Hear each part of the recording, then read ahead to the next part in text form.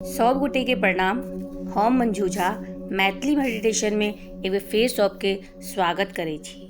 अगर अहाँ हमर चैनल के सब्सक्राइब नहीं केने छी तऽ सब विनम्र निवेदन है जे हमर चैनल के लाइक करू, सब्सक्राइब करू आ बेसी से बेसी शेयर करू ताकि ई मेडिटेशन मिथिलावासी के अंदर एकटा क्रांति के जागृत करे।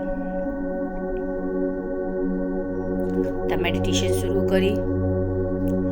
कोनो एहन जगह के इस्तेमाल करू जतऽ अहाँ के अगला 20 से 25 मिनट तक क्यों डिस्टर्ब नहीं करे।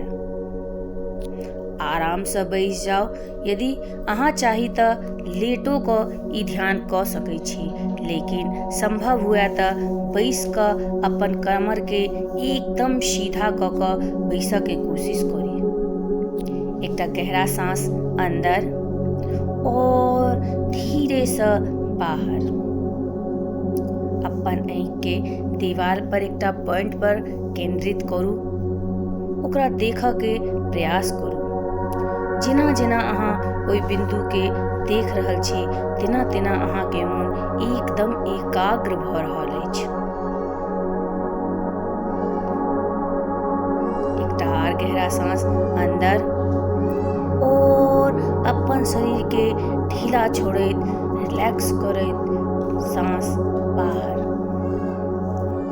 एकटा और गहरा सांस अंदर और धीरे से बाहर। कोमलता से अपन आँख बंद करू।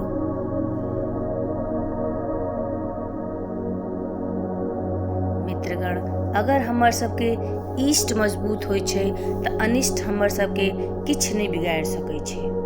परमेश्वर हमर सबके शरीर के निर्माण केलखिन है और हमरा शरीर में आर हम सब अपन शरीर के तमाम बीमारी से बचा सकी, पुनः स्वस्थ क सकी और ओहि शक्ति के फेर से सक्रिय करनाइ एहि ध्यान के उद्देश्य छै। एकटा फेर गहरा सांस अंदर और धीरे से बाहर। मन धीरे धीरे शांत भऽ रहल अछि। अपन सांस के देखनाइ शुरू करू कि ओ लंबा छै या छोट छै। कोनो प्रयास नहीं करऽ के छै, ओ जेना छै ओकरा ओनाही रहऽ दियौ।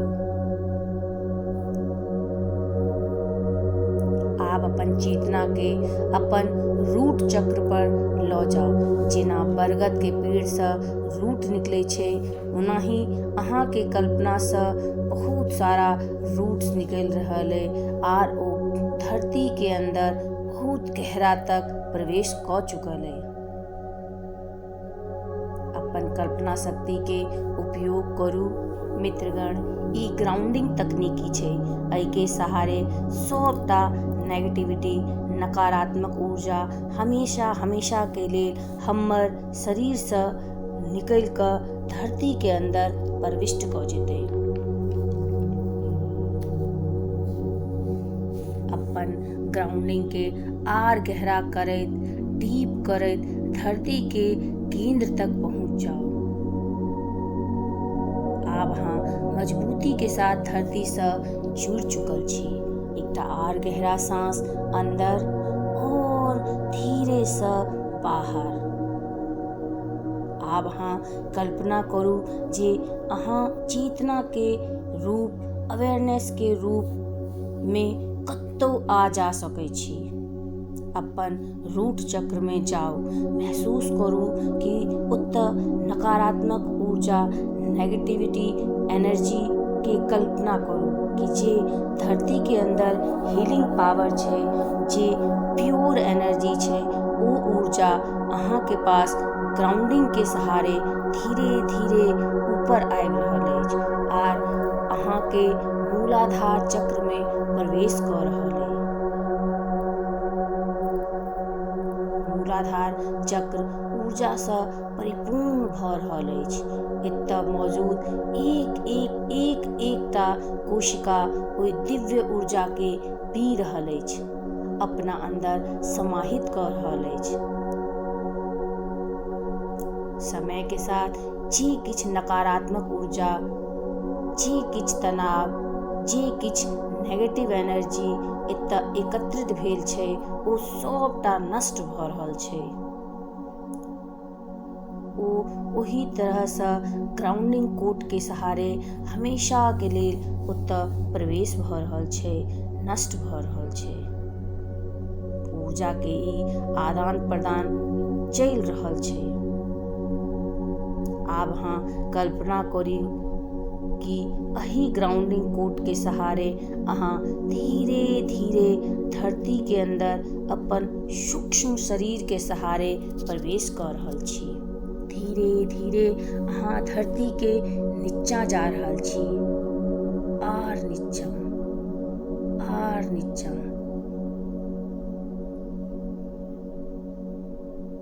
आर आब अहाँ धरती के केंद्र में पहुंच चुकल छी।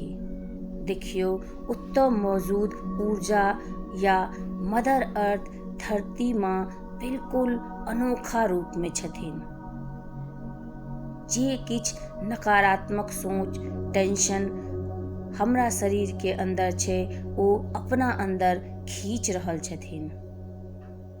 ओ हमरा सबके शरीर में एकटा नया ऊर्जा से परिपूर्ण क देथिन। अतः ई ब्लेसिंग के साथ काज करती।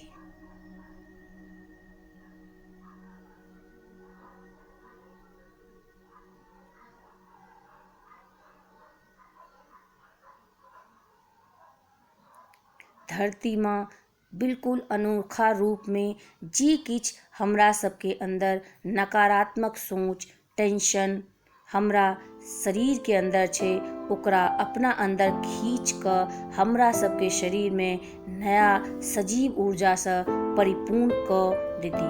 अतः ई ब्लेसिंग के साथ काज करती। देखियो अहाँ के कोन विचार परेशान क रहल अछि, कोन डर अहाँ के अपना अंदर समाहित केने छी। कई बात के चिंता अइ अहाँ के, कथी तनाव अइ। ओ सबटा ऊर्जा के एक बेर प्रकट हुआ दियो। और आप महसूस करू कि धरती के केंद्र में एकटा बहुत बड़का गुफा छै। ई गुफा हीलिंग गुफा छै। धीरे धीरे एहि गुफा के अंदर प्रवेश करू। अहाँ ई महसूस करबै कि एहि के अंदर एकटा बहुत बड़का घर छै। आर ओई घर के दीवार पर, छत पर क्रिस्टल लागल छै। एहि क्रिस्टल में ब्रह्मांड के दिव्य ऊर्जा छै। हीलिंग लाइट बाहर निकल रहल छै।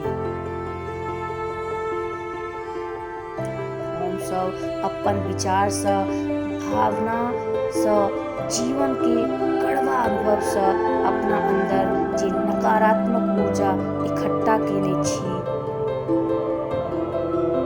वो अगर समय रहत बीच बीच में एहि ऊर्जा के रूपांतरण नहीं केलहुँ, एकरा रिलीज नहीं कैल गेलै तो एकरा बाहर निकलनाइ बहुत मुश्किल छै।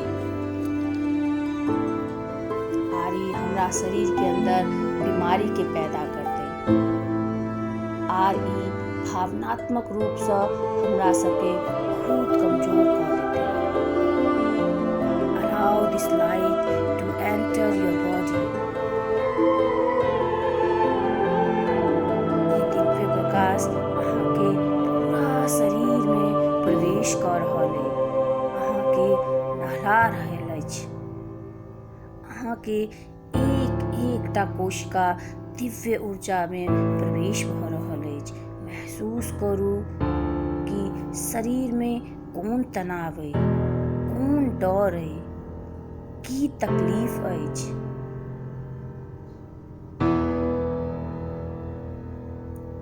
ई सबटा ऊर्जा अहाँ के बॉडी में एकटा कारी धब्बा जकाँ देखायत। आर अहाँ कल्पना करू कि ई दिव्य प्रकाश के साथ ई सबटा काला धब्बा धीरे धीरे गायब भऽ गेलै। आर अहाँके शरीर एक बेर फिर ऊर्जावान बनि रहल अछि। अपना मोन में ई भावना लाओ जे हम हीलिंग के लेल अपना अंदर के डॉक्टर के सक्रिय करऽ के लेल तैयार छी, पूरा तरह से तैयार छी। ई ऊर्जा अहाँ के अंदर कोशिका में गहराई तक जा रहल अछि, शरीर के रेशा रेशा नहला रहल अछि, ओकरा ऊर्जा युक्त कऽ रहल अछि, परिपूर्ण कऽ रहल अछि। छाती, कमर, फेफड़ा, पेट, कुल्हा, पैर, हाथ, गर्दन आर शरीर, पूरा शरीर में गहराई के साथ ई दिव्य प्रकाश प्रवेश कर रहल अछि। आर अहाँ के कण कण साफ भऽ रहल अछि, ऊर्जा युक्त भऽ रहल अछि, हील भऽ रहल अछि। अहाँ के शरीर के हर कोशिका अपन बेस्ट फंक्शन के पुनः प्राप्त कर रहल अछि, फिर से सक्रिय भऽ रहल अछि। आप अपना हृदय के देखू, अहाँ के दिल में ककरो ले क्रोध है कि अहाँ डरल छी, कि अहाँ के अंदर कोनो घबराहट है। महसूस करू कि ई बस ऊर्जा के ब्लॉक है, अहाँ के विचार एक ब्लॉक है। अगर ई अहाँ के मदद नहीं कर रहल है त एकरा अखने अपन शरीर से बाहर जाय दियो। अगर अहाँ के आज्ञा हेतै त ई निश्चित रूप से बाहर चल जायत। आर ई दिव्य प्रकाश ओई स्थान के एक बेर फिर ऊर्जावान आर पवित्र बना देते। क्रोध के, घबराहट के, तनाव के जे किछ नकारात्मक ऊर्जा अहाँ के कोशिका में, अहाँ के हृदय में बैसल है, ओ अई दिव्य रूप प्रेम के लाइट के स्पर्श से हमेशा हमेशा के लेल गायब भ जेतै। कल्पना करू कि अहाँ के एक एकटा कोशिका एते शक्तिशाली भ रहलै कि एतऽ कोनो बीमारी के टिकनाइ मुश्किल छै, एतऽ नकारात्मक ऊर्जा के एनाइ असंभव छै। ई ध्यान रहे कि बीमार भेनाइ अस्वाभाविक छै और हील भेनाइ अहाँ के जन्म सिद्ध अधिकार।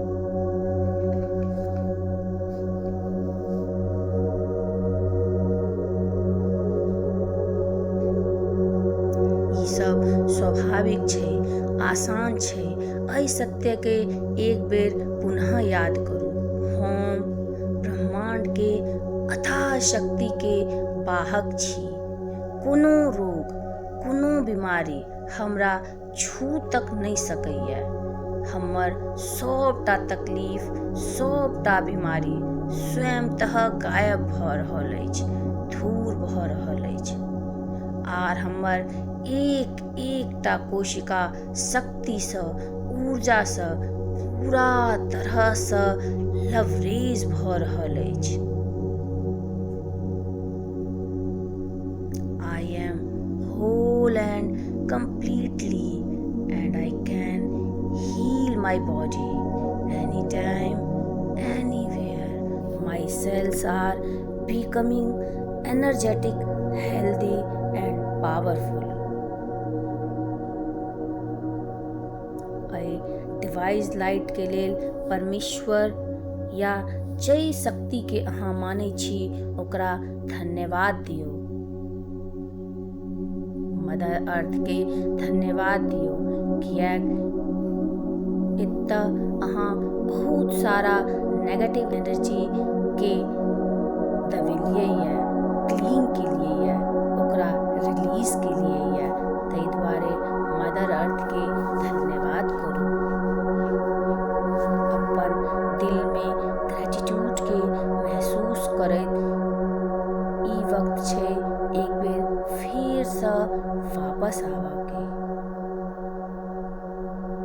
महसूस करू कि अहाँ ओहि गुफा से वापस आबि रहल छी।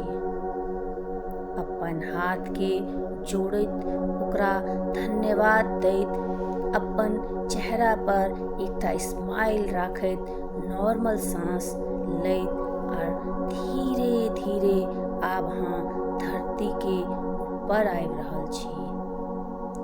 ऊपर आओ, ऊपर आओ, ऊपर आओ।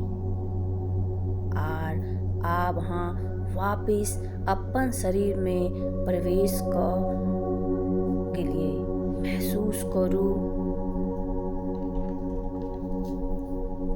कि अहाँ के हरेक कोशिका में एकटा नया ऊर्जा के संचार भ रहल अछि। महसूस करू कि अहाँ के अंदर एकटा नया शक्ति जन्म लेलकैए। अहाँ के हृदय रिलैक्स्ड भ चुकल अछि, शांत भ चुकल अछि। अहाँ के मोन धीरे धीरे बिल्कुल शांत भ रहल अछि।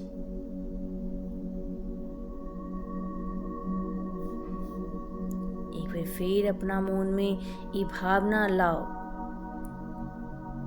रिलैक्स भेनाइ हमर स्वाभाविक रूप अछि। हम जखन चाहू तखन अपन शरीर के हील क सकै छी, दिव्य प्रकाश के आमंत्रित क सकै छी आर सबटा सकारात्मक ऊर्जा के धरती से ल नकारात्मक ऊर्जा के धरती में रिलीज क सकै छी। अपना अंदर शक्ति के महसूस करैत, अइ दिव्य ऊर्जा के महसूस करैत, ई जानैत जे आब हीलिंग प्रोसेस अहाँ के आँख खोला के बाद चालू रहत, सक्रिय रहत। एक बेर फिर से ब्रह्मांड के धन्यवाद करू और मन में ई भावना लाओ जे आब अइ ध्यान के प्रयोग हम रोज करब या जखन जरूरी बुझायत तखन करब। आइ अहाँ के पास एकटा ऊर्जावान आर एकटा अलग बॉडी अछि। ऊर्जा के शरीर में अहाँ ई भावना लाओ कि एकर प्रयोग सही काज लगेबै और धीरे धीरे अपन आसपास के आवाज के सुननाइ शुरू करू।